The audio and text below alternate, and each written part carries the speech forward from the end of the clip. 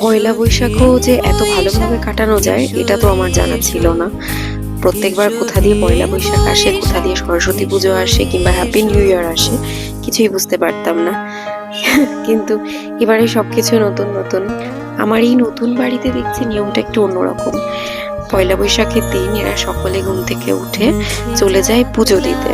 বাড়ির খুব কাছেই আছে জলেশ্বর মন্দির, ওখানেই সব পয়লা বৈশাখের দিন প্রত্যেক বছর পুজো দিয়ে তারপরে বাড়ি ফিরে সকল বড়দের প্রণাম করে পয়লা বৈশাখ শুরু করে, মানে নতুন একটা বছর শুরু করে।